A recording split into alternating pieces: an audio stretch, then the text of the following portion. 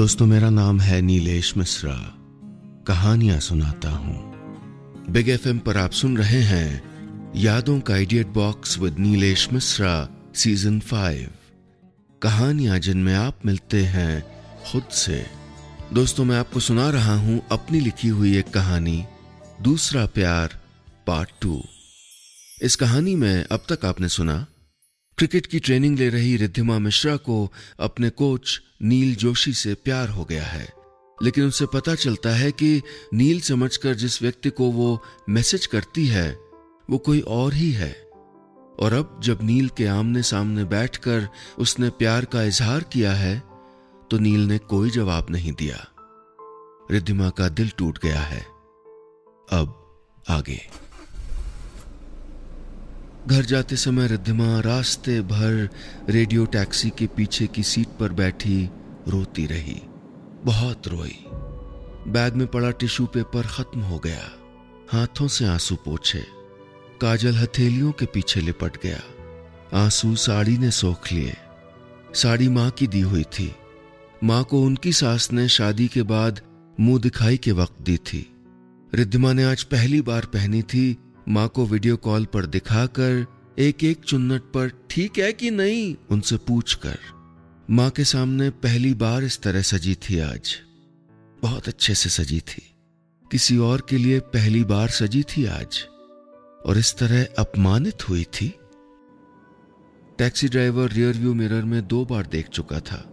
शायद पूछना चाहता था कि एमजी रोड से चलना है या बुद्धा पार्क के सामने से, लेकिन रिद्धिमा की हालत देखकर हिम्मत नहीं कर पाया और ये तुक्का मारकर कि किस रास्ते में उसको ज्यादा भाड़ा मिलेगा उसी से चल दिया। माँ का फोन फिर से आ रहा था।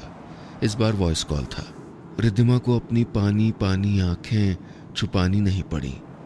हेलो, रिद्धिमा ने धीरे से कहा। माँ चहक रही थी। हाँ बिट्टो, अरे का बोले सब साड़ी के लिए, बता ना सारी बात डिटेल में। कुछ नहीं मम्मी, सबने पसंद की। रिद्धिमा खुद को संभालते हुए बोली। अरे पसंद तो करेंगे ही, उसमें कौन बड़ी बात है। ये बता किसने क्या कहा, सहेलियां जल के मरी कि नहीं। खूब जल रही थी सब मम्मी। रिद्धिमा की आंखें भी आंसुओं से जल रही थी। अरे वाह, मजा आ गया। चलो दादी की दी साड़ी है, बता देना उनको फोन करके, खुश हो जाएंगी। और कोचवा क्या बोला ये बता। मम्मी बैटरी खत्म हो रही, बाद में करते हैं घर पहुंच के। रिद्धिमा ने जल्दी से फोन काटा और बड़े बड़े आंसू उसके गालों पर बहने लगे। घर पहुंचकर कपड़े बदलकर उसने सबसे पहले वो पीली साड़ी बेरहमी से तह करके वापस उसी अलमारी में रख दी जहां वो 2 साल से गुमनामी में जी रही थी। माँ का फोन फिर आ रहा था। वो हर शाम रिद्धिमा से पूछती थी कि खाना खाया कि नहीं, शाम का दिया जलाया कि नहीं। रिद्धिमा ने फोन स्विच ऑफ कर दिया। थोड़ी देर बाद उसने फिर फोन ऑन किया।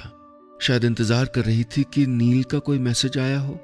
शायद उसने अपनी बदतमीजी के लिए माफी मांगी हो। शायद उसे एहसास हो गया हो कि वो भी रिद्धिमा से प्यार करता था, क्योंकि रिद्धिमा जानती थी कि वो नील से प्यार करना खत्म नहीं कर सकती थी।